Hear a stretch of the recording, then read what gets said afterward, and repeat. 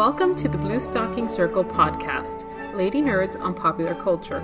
We're your hosts, Griselle, Ashley, and B, and this is episode 7, Howl's Moving Castle. Before we get started, you should be warned. This episode is unapologetically rife with spoilers, and magical threats will do you no good. If you have not seen the 2004 Studio Ghibli adaptation of Howl's Moving Castle or read the 1986 novel written by Diana Wynne Jones, get thee to a library now. In September 2001, Studio Ghibli announced its commitment to 2 new projects, a television film and a feature film based on Diana Wynne Jones' 1986 fantasy novel, Howl's Moving Castle, to be directed by Mamoru Hosoda. After a series of setbacks with the initial television project, which eventually became The Cat Returns, the studio took a hiatus and returned to the production of Howl's Moving Castle in February 2003, this time to be directed by Hayao Miyazaki. The film was complete in August 2004 and was released to Japanese audiences in November 2004. In the book, The Anime Art of Hayao Miyazaki, Danny Cavallero notes that Howl had the most extensive theatrical release ever accorded to a Japanese film, being screened simultaneously in 450 cinemas, 1 out of 6 theaters nationwide in Japan, was seen by 1.1 million viewers and earned 1,500 million yen, approximately $14.6 million, setting the highest new record for a Japanese film, and proceeded to gross about $90 million over the following 4 weeks after its release in November 2004. The film went on to attract international acclaim, premiering at the Venice Film Festival in September 2004 and topping the charts in France and Korea after its domestic release. A 2005 BBC News report noted that Howl was the only non-English language film released in 2004 to make more than $100 million internationally. In 2006, the film was dubbed into English and distributed by Disney's Buena Vista, with Christian Bale voicing the titular role of Howl. To this day, it is one of the most commercially successful Japanese films ever made and maintains a cult following despite lackluster reviews that called it meandering, listless, and plotting. While today's episode will focus on Miyazaki's film, we will also pay homage to the 1986 book by Diana Wynne Jones, so hold on tight, don't try to catch any falling stars, and please leave the spiders alone as we clamber through the magical, fantastical world of Howl's Moving Castle. Before we begin our discussion, we invite B to blacken Howl's name. The book and movie are so different that it was difficult to create a synopsis that works for both, but I think I managed it. Here it is. Young Sophie Hatter is cursed by the Wicked Witch of the Waste in her family's hat store one day, transformed into an elderly woman. She leaves home and takes refuge in the smoke-billowing castle that roams the countryside, which belongs to the wizard Howl, who is said to eat the hearts of young women. There, she makes a deal with the trapped fire demon Calcifer. He will break her curse if she breaks his, but both are bound to silence. Sophie declares herself Howl's cleaning lady and sets to work, sweeping floors, laundering clothes, breaking curses, and blackening names. Extremely different shenanigans ensue depending on the version, but all the shenanigans involve a door that opens to several different places, a dog that is not what he seems, a hopping scarecrow with a turnip for a head, and bacon. And as we know, everything is better with bacon. So let's dive into our origin stories and see how we got started on this wizardy adventure. So my story starts in college, as many of my stories will and do.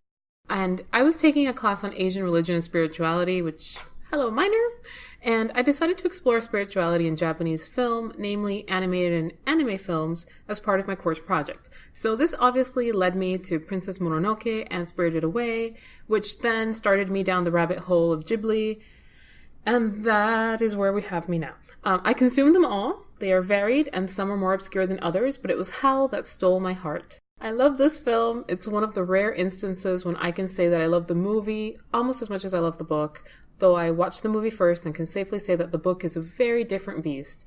It's been a few years since I consumed either of these works, so I'm eager to hear what you both think. You might want to revisit that statement in a while. Okay, so I will go next. And again, I have to confess that I can't remember the exact details of my first meeting with Sophie and company, except for the, oh my god, that was great, as soon as I finished watching it. I've been a Miyazaki fan since high school, and I'm pretty sure I saw Howl as soon as it appeared on Netflix. It's actually my very favorite Miyazaki film and one of my top 5 films ever.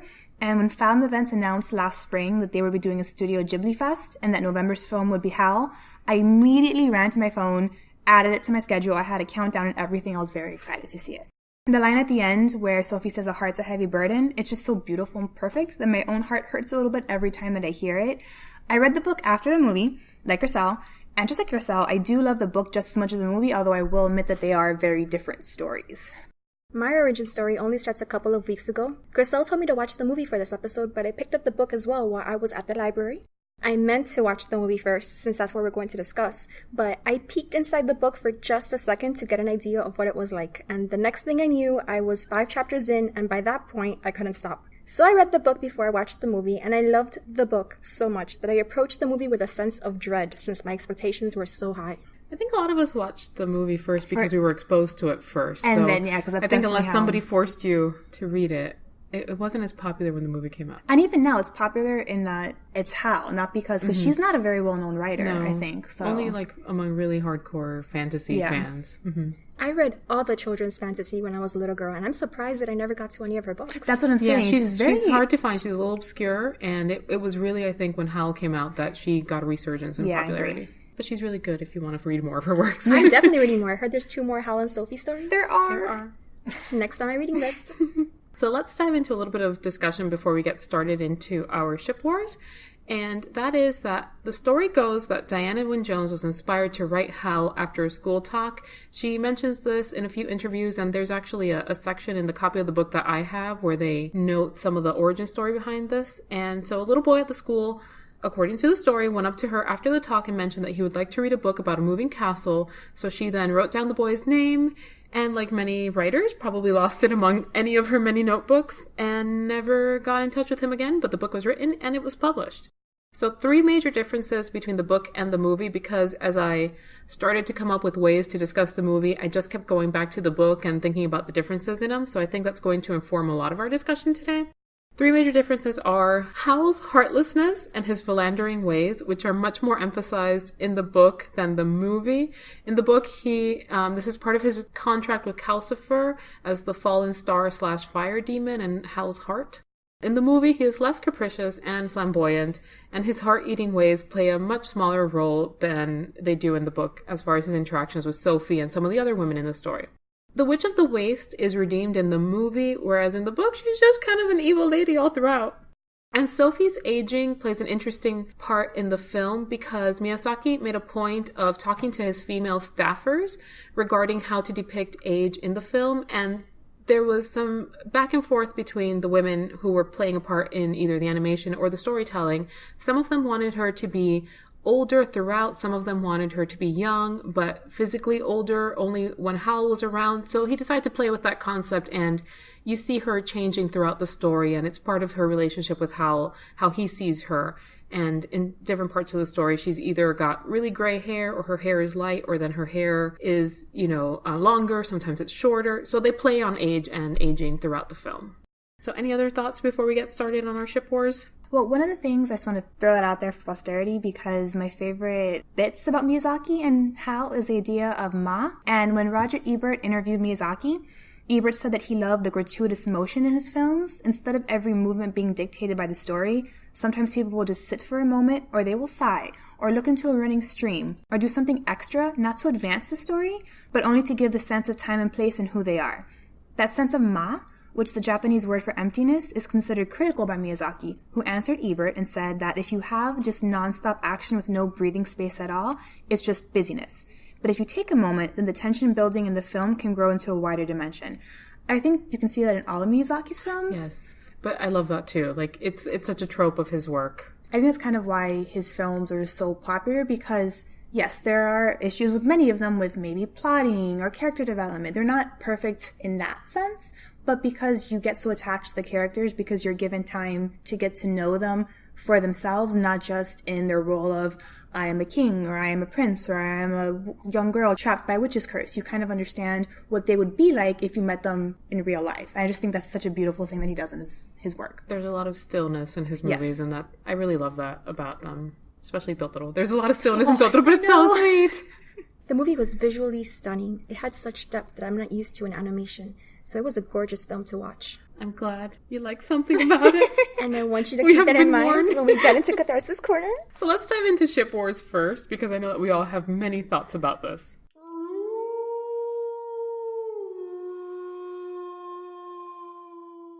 The most obvious ship in this story is clearly Sophie and Howl, but I would like you to take a step back and consider Sophie and Calcifer.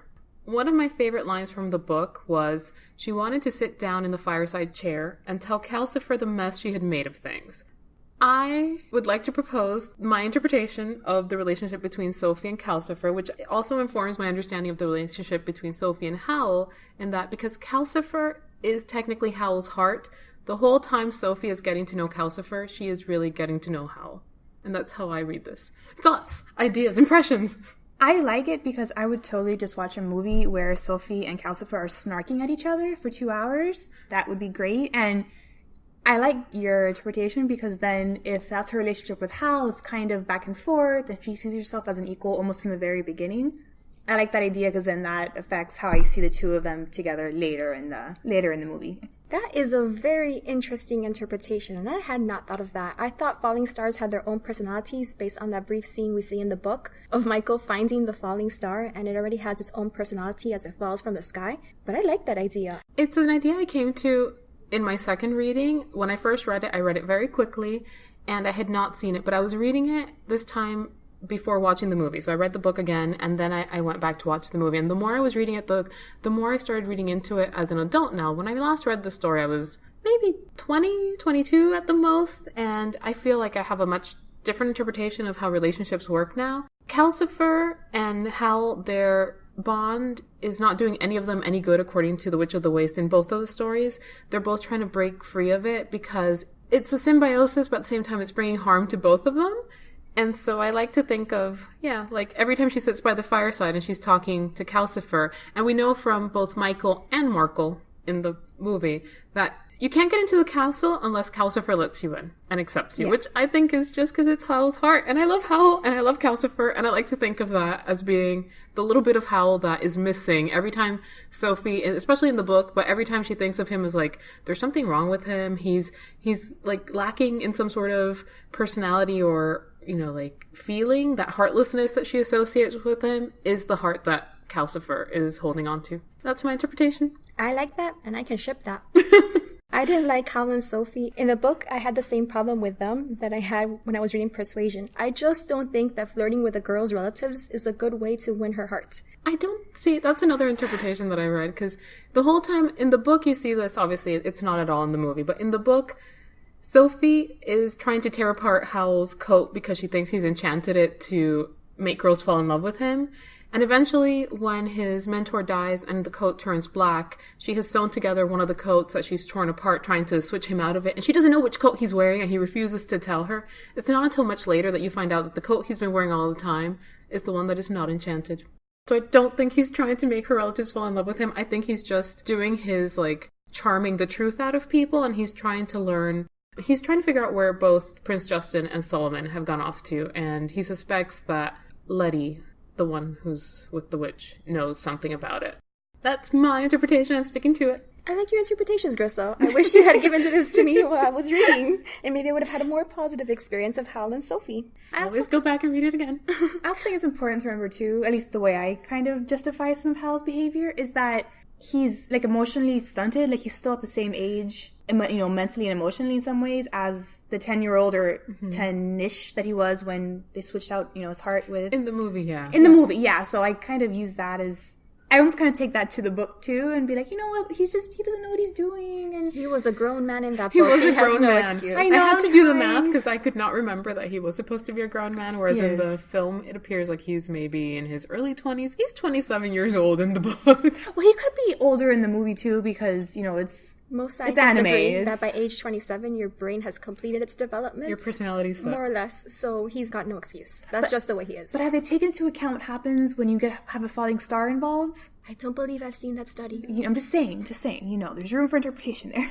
In the movie, my issue with them was that they barely interacted. It seemed to me to be a case of telling instead of showing. They had very few scenes together. They had even fewer scenes together where she was actually awake. And they kept saying that Sophie was in love with Howl, but I didn't see that. I did see an infatuation, and I think that's understandable. He's a tall, mysterious, handsome man, so I think there's no way that Sophie wouldn't be infatuated with him, but I didn't see it as going any further than a mere crush. And as for him, I never saw any romantic feelings on his part in the movie towards her. It seemed to be more of a paternal or filial relationship. He seemed to want to protect her the same way he's trying to protect Marco, and I didn't see any difference in the way he treated Sophie versus the way he treated Marco in the movie. The book, I think, does a better version of that. I do, however, find that the Ma that Ashley was discussing earlier, there's moments of quietness in the film when he's either looking at her or watching her. And then in the book, you do know that he knows the whole time that she is who she is. Like, at the very end of the book, he tells her, like, I just thought you liked going around in disguise. Like, he knew all along who she was and was completely aware of the enchantment.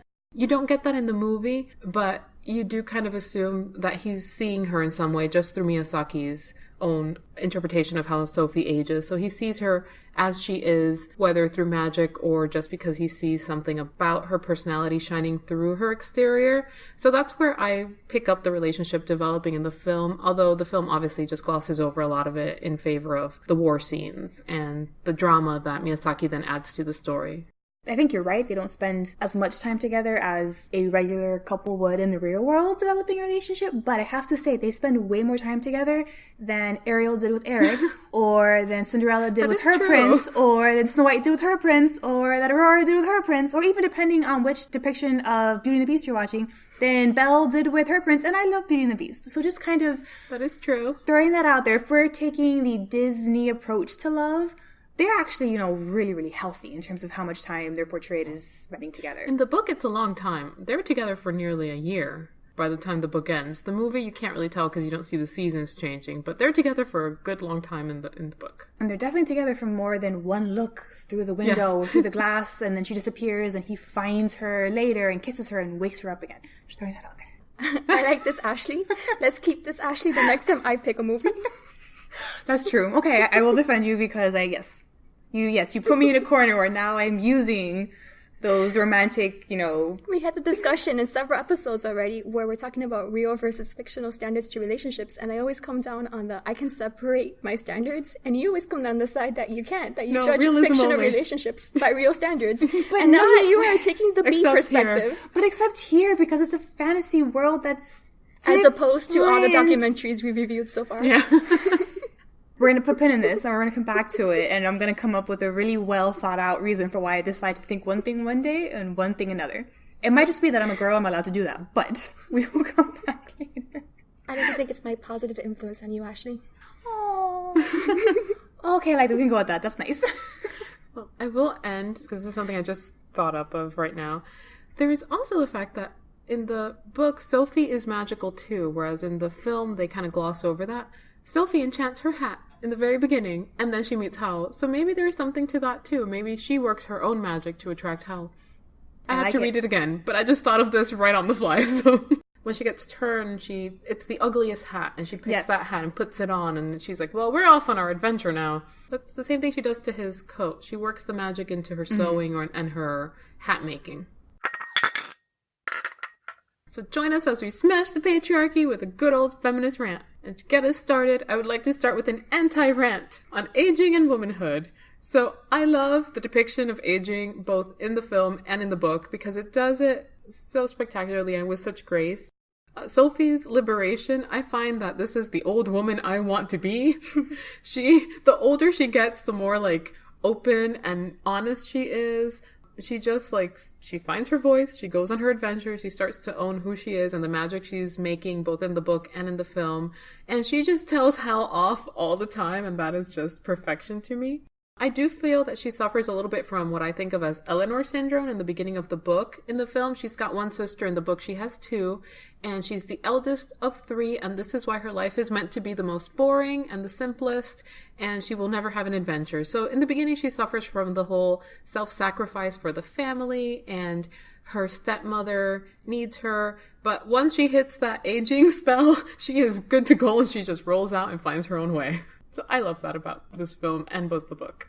Yeah, I like that aging isn't portrayed as a bad thing here, because it's when she's old that she's the most honest. And I also kind of love the fact that when she looks the oldest, it's not when she's being the oldest, it's when she's being the most unconfident. Is that the word? Like she's at her most like dejected and tired. Yes. And they play a lot with the wrinkles. The last time I watched it, I was really trying to pay attention to her animation. It's when she's quiet and dejected that they draw her as looking very old and just decrepit. And I kind of like that idea that you don't get old because you're physically getting old. It's like your spirit. Yeah, exactly. So like, that was really cool. That's one of the nice things about that idea that Miyazaki came up with, where they didn't age her strictly throughout the entire film, but the longer her hair gets, it's the more youthful she feels, or like when she's up to no good, her hair is a little bit more sprightly, like it pops up in the back.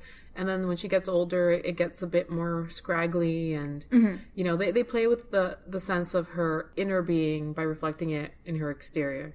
So one of my other points, and I guess this is more of a ranty rant, is that Howl is absolutely exasperating, both in the book and in the film. I still love him, but he is that annoying man who needs to constantly be mothered.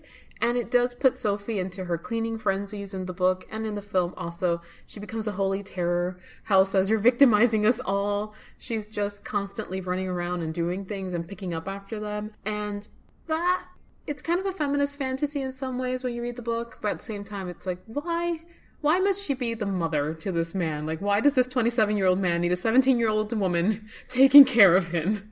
Fair. I kind of, because it's true, he is really exasperating, but I kind of look at it as he's just one of the, and there are men and women that are both like that. I'm not going to say one or the other. There are people, there are individuals, we're being all gender inclusive, who in a romantic relationship kind of want to be the one that's taken care of. You know what I mean? They like to be the exasperating, needy one, shall we say. And there are people that like being the protector, the provider, or the protector/provider. So I kind of like that they found each other, especially if we go back to the idea that Sophie was the eldest of three and she was always kind of taking care of her younger sisters, because you kind of assume that's what happened.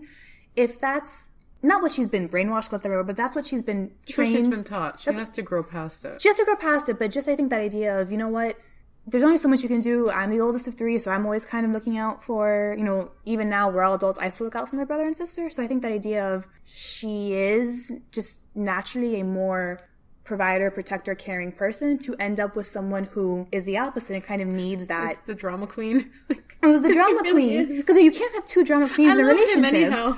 Yeah, but you need to have a drama queen needs a balance, and someone who's quieter needs the drama queen to bring them out of their shell. So I think in that, if we look at it that way, they make a good couple. I agree. I will also say in terms of cleaning, as influence rather than as subservience, gets an A+ for me. I am not going to scrub my apartment from top to bottom, but you know, good. Like, cleaning is good. I do like that Marco helps clean and that Hal helps cook at one point. Not because they're doing the bare minimum, because I absolutely hate that meme that goes around where you reward people for doing the bare minimum. Like, oh, I'm watching my kids.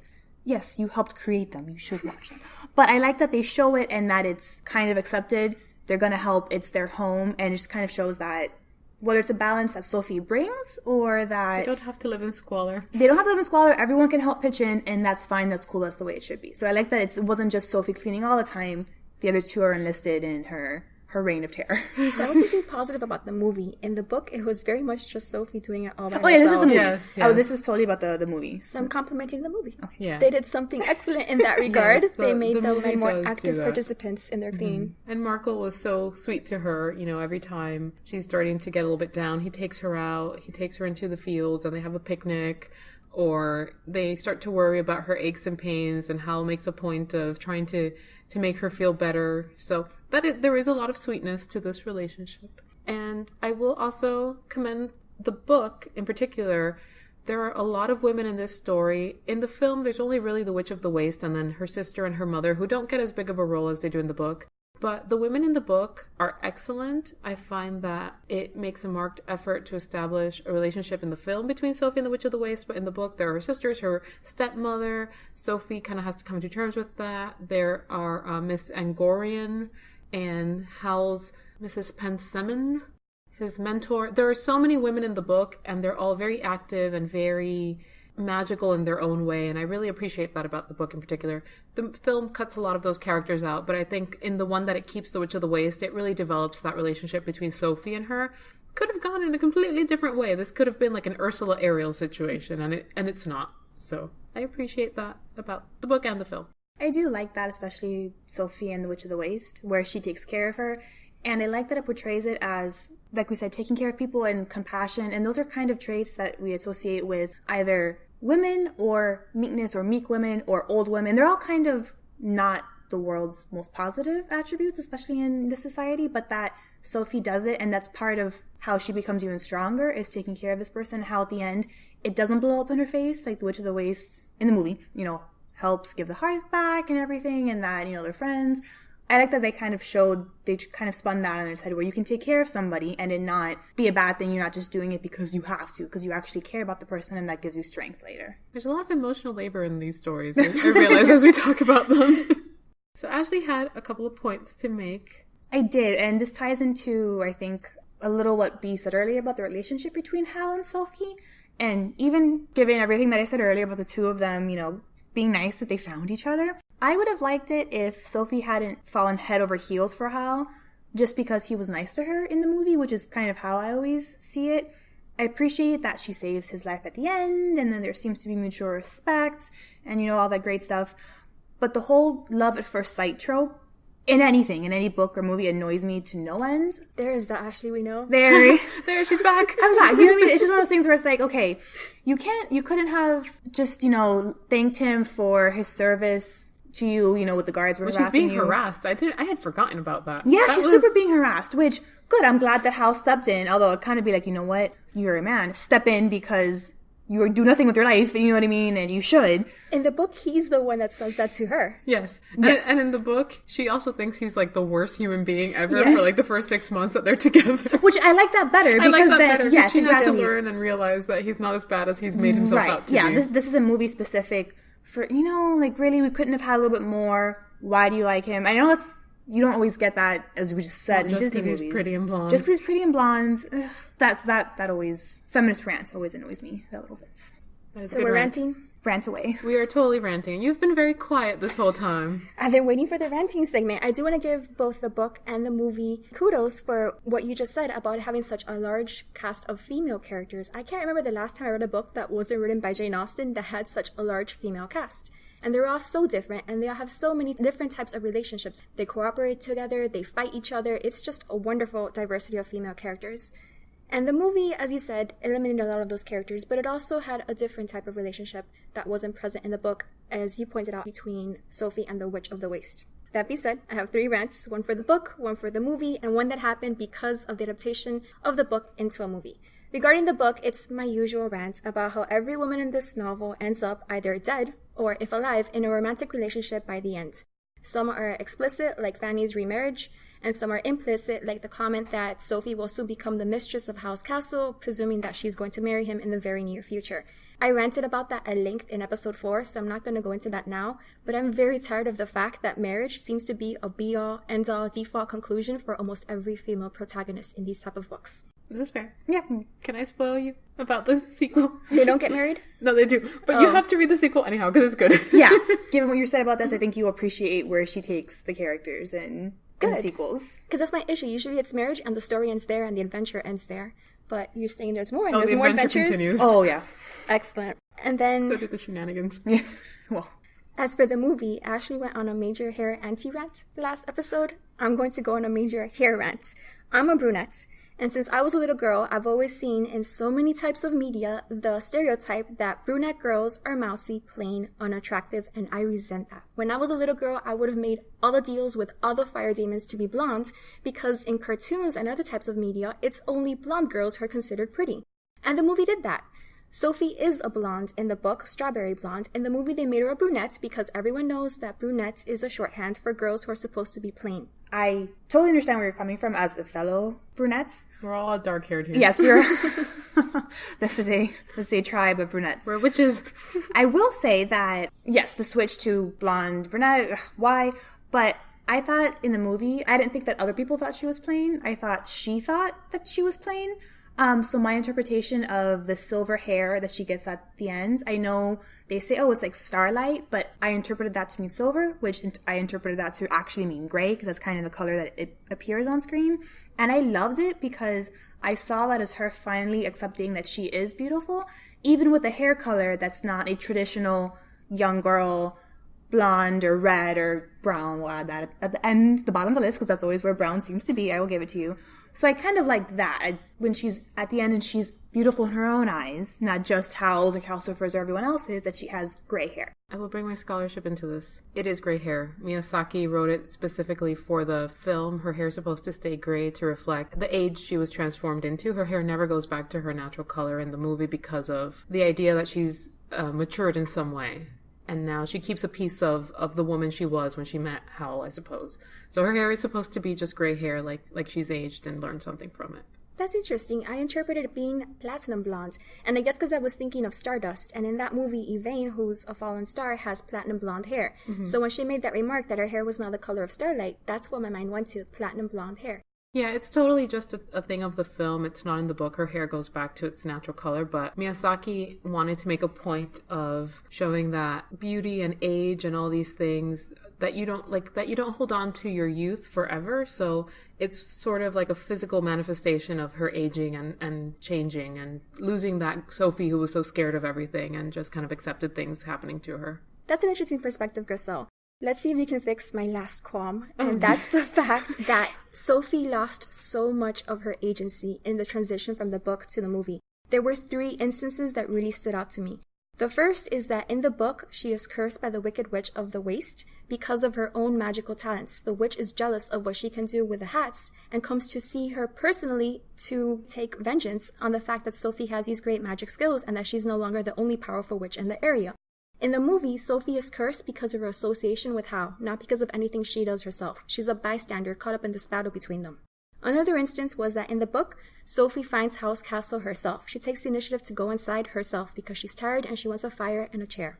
In the movie, the male scarecrow finds the castle for her and is the one who encourages her to go inside. And third, in the book, Sophie decides herself to open a flower shop, but in the movie, that was Howl's plan for her. He told her this is what she was going to do. It was not something that she came up with on her own. I found her to be much more passive in the movie than in the book overall, and these 3 instances contributed to that perception. I will agree that she is depicted as much more passive in the film, especially because she loses her magic in the film. She just comes across as a mundane person who's been cast into this aged figure. I will have a couple counters here. Yes, in the book she is cursed because of her skills, but the witch comes to find her because Howl has been sort of floating around and looking for Letty. Or one of her sisters. He's been inquiring because he's trying to trace wherever it is that the prince or Solomon have gone off to. He knows that somehow it's tied to the 2 girls who have switched places, both in Cesare's and at, I don't remember her name, but the witch who takes Letty in to train her. So he's been trying to follow that trail, and so comes across Sophie. The witch then follows Sophie, but it is because of her actual magic that the witch is then like, well, I will cast you aside anyhow and see what you can do about this, because Sophie kind of defies her. In the book, Sophie, yes, she definitely wants to open a flower shop because she comes across, like the flowers, and she has this idea that this is going to make her happy. I felt that in the movie, Howl was giving her back her home that she lost, and so that's how I kind of alleviate any sort of, male domination happening in that scene, at least in my understanding of the film. But that's just my analysis, so they took away her agency and they converted it into a romantic gesture on his part. So it's not a bad thing in the movie, but I wish they had left her own initiative in that scene rather than something he gives to her. I can see this. Yeah, no, that's fair. I think the way I look at it is not... Sophie's very much, as we all said, more passive and subservient in the movie. She is. She loses a lot of her character. Which is... Not that it's fine, but in my head, I look at it as book Sophie is one Sophie, and then movie Sophie is another, especially since she doesn't have, like you said, her magic in the movie. So I feel like for a mundane person, as a regular non-magic, just kind of everyday, quiet, works in a hat shop, doesn't know what she wants to do with her life person, the trajectory of her gaining agency in the movie is different because it has to be, because she doesn't have anything else to draw on other than her innate, strength that she discovers as she's becoming old and, snarky and I'm going to do this and decides to save Howl. It's kind of how I look at it. I don't know if I agree with that, because things like finding the castle on her own or wanting her own flower shop, those things don't depend on her magic. They're just part of her needs and her preferences and her own initiative. Things like the hat shop, I can see your argument, Ashley, but in other aspects, I felt the movie made unnecessary changes that were detrimental to her character from the book. And I probably would not have noticed this if I had seen the movie first. These things only bothered me because I read the book first. She is also looking for the castle, though, in the movie. And the farmers she comes across think that she's crazy for doing it. But I will say that one of the things that contributes to a lot of the loss of Sophie is that the movie emphasizes Howl a lot more than the book. In the book, it is definitely Sophie's book. Howl is almost like the secondary character to Sophie's story. In the film, Miyazaki added elements to Howl's character that are not in the book in order to create a whole subplot. And so I think that is part of the reason why so much of Sophie's character is diminished in the film. I agree that the movie places more emphasis on Howl than the book does, and that he becomes a more prominent character in the movie. And I'm wondering, how much of that do you think is due to the fact that the movie was written by a man and the book was written by a woman? I don't know all the details. I would have to look a little bit further. I did pick up a couple of the books about the story behind how the film came about. I know there was some switching of hands before it came to Miyazaki.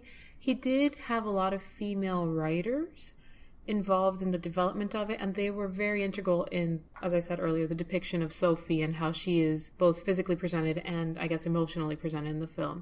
I don't know how much of that is directly because he's a man, but I do know that the development of Howl's war story is all just because that's Miyazaki's agenda. And we can totally get into that, but I have counterpoint, maybe. I don't know if B will accept it, but as food for thought, the idea that, yes, in the book, she found Howl's castle on her own, and in the movie, Turnip had found it for her. I kind of looked at that as Miyazaki has been playing a lot with ideas of kindness and compassion and how that gives people strength. Turnip had only found it for her because she rescued him. She took the time to go over and pull him out of the bramble and turn him right side up. And she could have easily walked by or just been like, you know what, I turned you, now I'm going to use you as a walking stick. I'm going to pull your head off or whatever. So in my head, it's kind of, because she was kind, it eventually led... returned. Yes, like her kindness was paid back, and that led to, in a roundabout way, her finding the castle, because she didn't find it directly, but it's kind of the idea that because she was kind to someone, she is rewarded and he finds it for her. He still turns her into like Scarecrow from Wizard of Oz. Yes. Like he adds more of these elements, which are not in the book. In the book, she's terrified of the Scarecrow. Yes. Yeah, this is, again, just movie. So I can see that being like that inspiration, because I know that he did pull The Witch of the Waste and inspired by The Witch of the West and all that, and he did play with ideas of Wizard of Oz in the film. She doesn't have as many sidekicks in the book. That could be part of the kindness element behind how that relationship comes about. Just throwing it out there as these are ideas. As ideas. So I'm getting the feeling that we're working our way towards Catharsis Corner as we move away from some of the rantiness. Should we dive into our next segment? I think we should. I think B needs to get some things off her chest. Get it out. Go on. But before she goes, I will say, because I think mine is quite a bit shorter than hers, I was extremely annoyed by Sophie's mother in the movie. Yes, I always have been. There is no explanation about why she agrees to sell Sophie out to the Witch of the Waste. And I understand in the book that she's a stepmother. In the movie, it doesn't seem as if she's a stepmother. You kind of make the assumption that she's the mom. And I get that there are no shortage of horrible stepmothers in fantasy literature and film and all that stuff. But it just seems a little bit weird that a mother would act. Not that a stepmother should.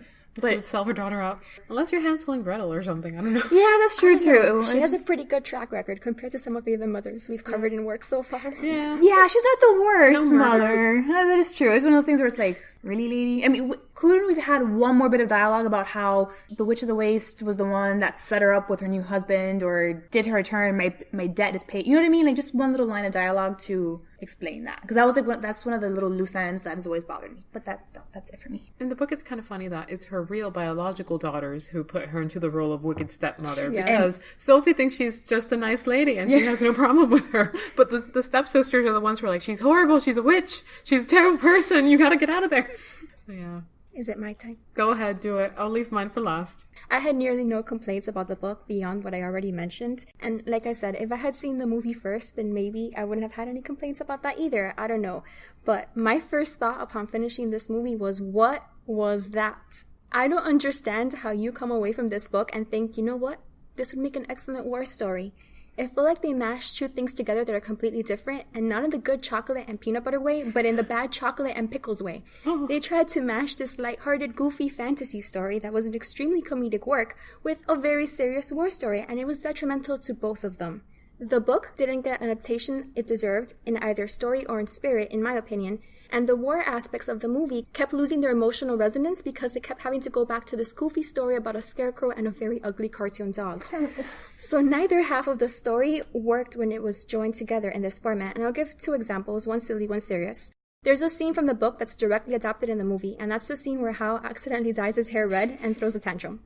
In the book, this is hilarious, and it is completely in character, because we've seen him spend hours and hours every morning in the bathroom. 2 hours every day. Fretting about his hair, so when he accidentally turns himself into a redhead and he panics and throws a tantrum, it makes sense, and it is absolutely hilarious.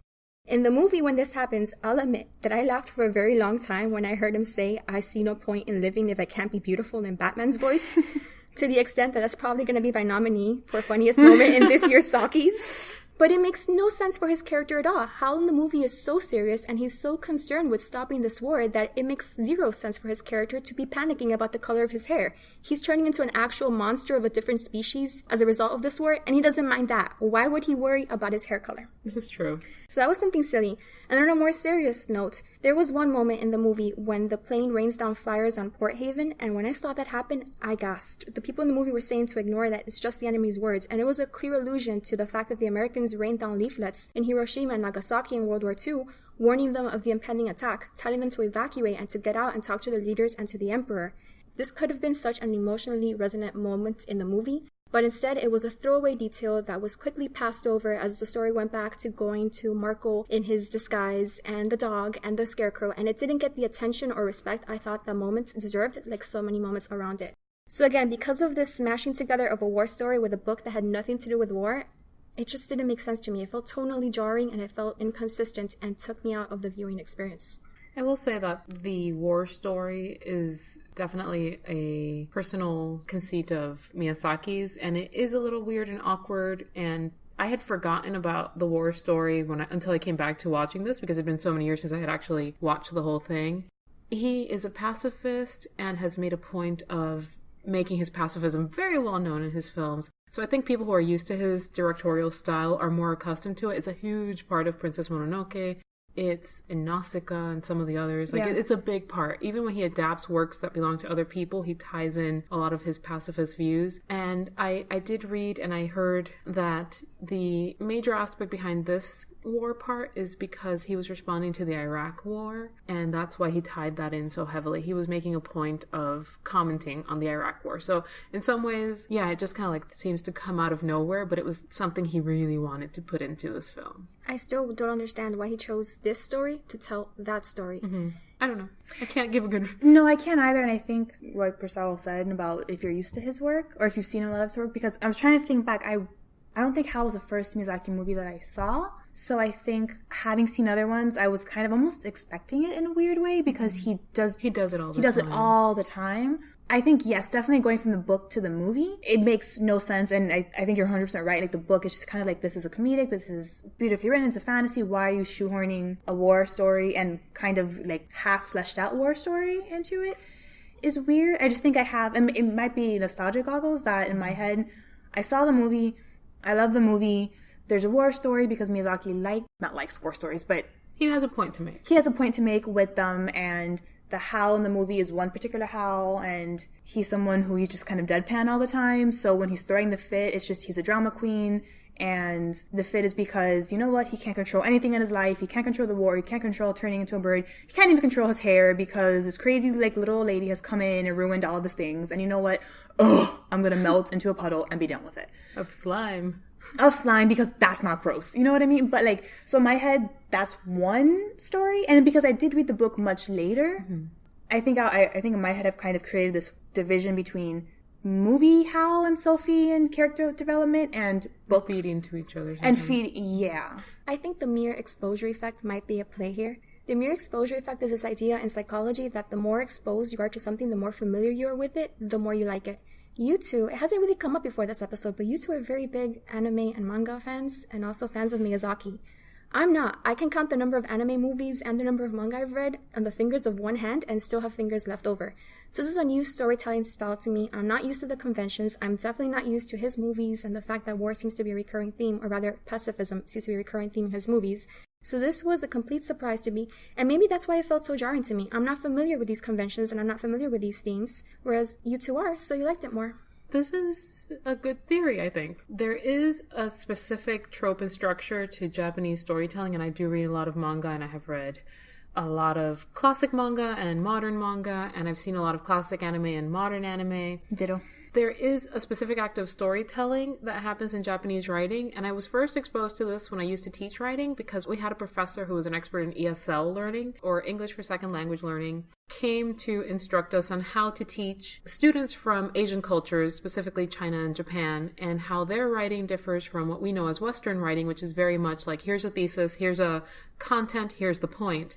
Japanese writing is more of a circular kind of a thing, so is Chinese writing, and it goes back to like the original, the No theater and the old songs and all that. It kind of just goes in a circle. Sometimes it goes off on what seems like a tangent, but then it comes back to the story. And Japanese storytelling, I don't know if I'm going to pronounce this correctly, but it's called Kishon Tenketsu, and it's the 4-act structure, which means that you have an event, and then something happens to the event, and then something weird in the background happens that is kind of related to the event, but not really related to the event, and then you come back to the event. So when I started diving into this a little bit more, just to be able to talk about it more eloquently, I started matching this to Howl, and I see this as, you have the story, it's Sophie's story, it's all happening, she's learning more about the castle, she's discovering the portals, and what's going on with the witch and the kingdom and all that, and then suddenly there's the war, and then you go back to Sophie and Howl in the castle. And so this thing is happening in the background. It doesn't directly affect the main storyline, at least not for Sophie, but it's that third act that kind of draws the story somewhere else and brings it back. And it's so common in anime. Whenever it's like in Sailor Moon, because we had our little gushing about Sailor Moon earlier. 2-hour table slamming The 2-hour tangents. table slamming. It's like, you have Sailor Moon, everything's happy, and suddenly there's this little pink-haired girl. Where did she come from? Yes, I remember. So that's how that works. It happens a lot in anime. And I think once you're more used to the convention, like Ashley and I, you kind of forget about it and just go with it because you're accustomed to this thing happens and stuff will be weird and you just go on. That's really interesting. I learned so much from you on these podcasts yourself. She's so smart. I slipped my professor hat on. I have 2 more grievances, and these are really petty. Please, be petty. The first is that the book is a portal fantasy, and that was a complete shock to me. When I saw that Howl came from our world, you cannot imagine how excited I was, because portal fantasy is my thing. Speaking of the mere exposure effect, there is nothing I'm more familiar with than portal fantasy. So that was one of my favorite aspects of the book, and I was really annoyed that the movie just did away with that entirely.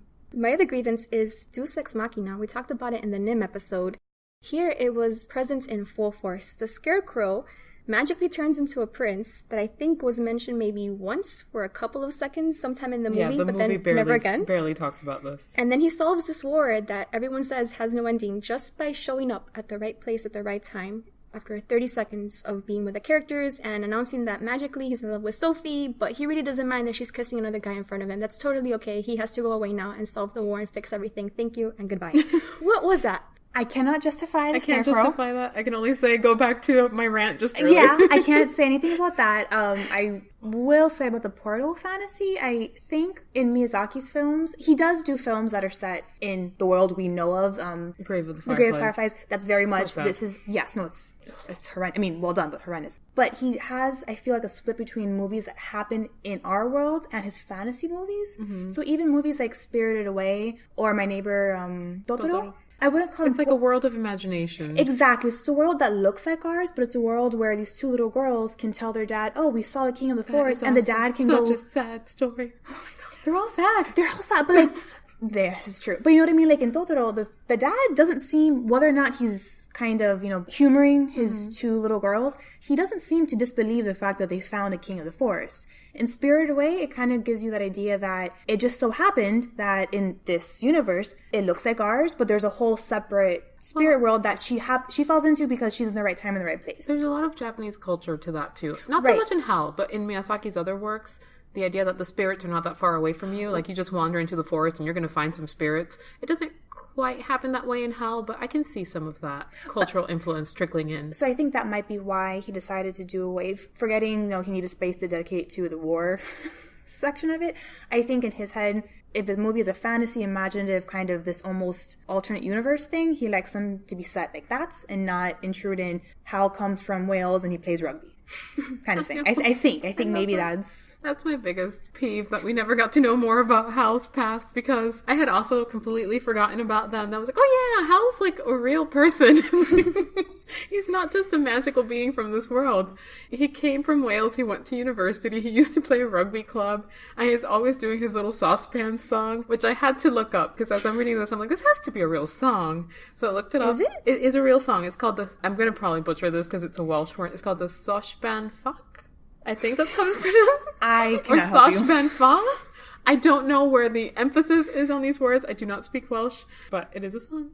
I had to look it up because I figured it could not have been made up. Like, Diana Wynne Jones had to pull this from somewhere. Does it have an actual established melody? It does, yes. You can find it online. I will provide links to people singing this song. That's my biggest peeve, that I always wanted to know more about Hal. I love the sequels. I love that we get more of Hal and Sophie in the sequels, but I always really wanted to know how Hal became a wizard.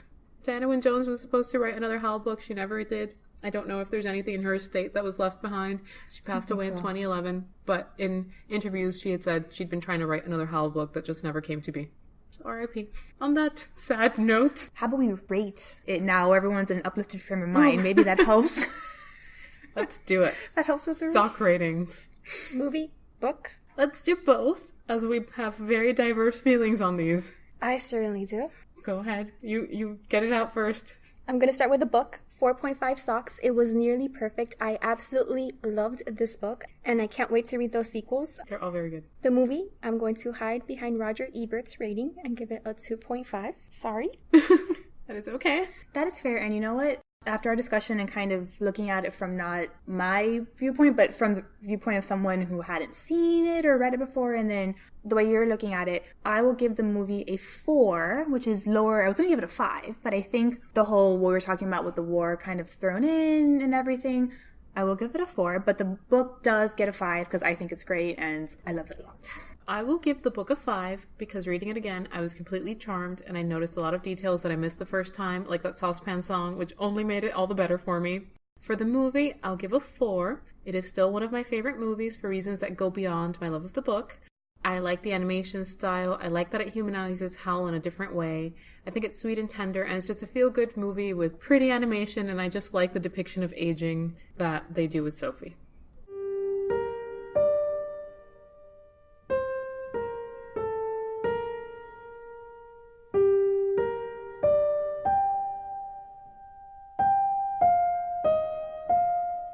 So let's go into our reading recs, and I will start by stating the obvious and saying if you haven't read it, do pick up a copy of the original novel by Diana Wynne Jones. Do it.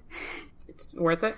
It is a lovely, unexpected treat for any fan of quiet comedic fantasy, and if you have read the original, there are 2 sequels, Castle in the Air and House of Many Ways, both of which are excellent and provide some insight into the adventures of Sophie and Howl.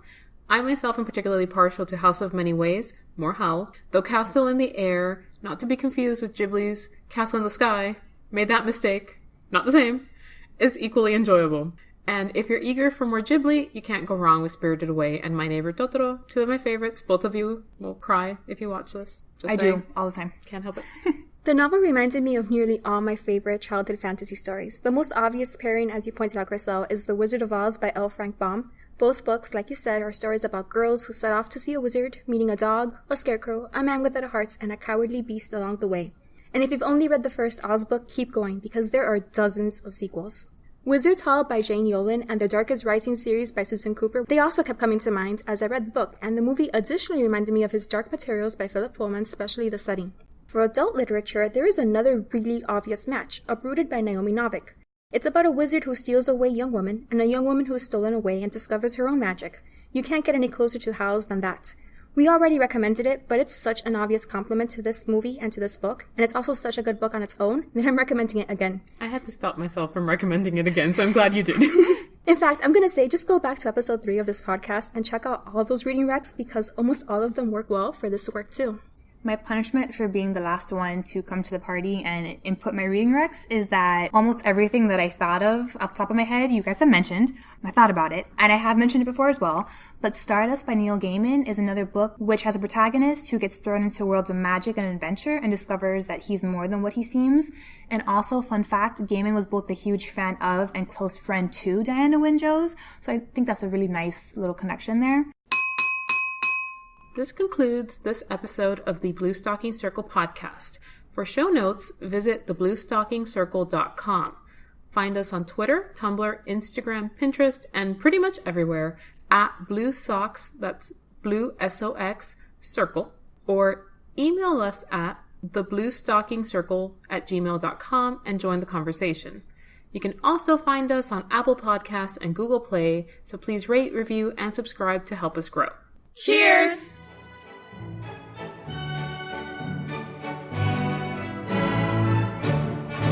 But it is a song about a little saucepan. These two are laughing at me because I don't know how to say it. That could have gone very, very wrong. It sounds wrong. I don't know if I'm saying it right. I cannot. The Welsh have a very rich culture. The They most do. castles of anyone.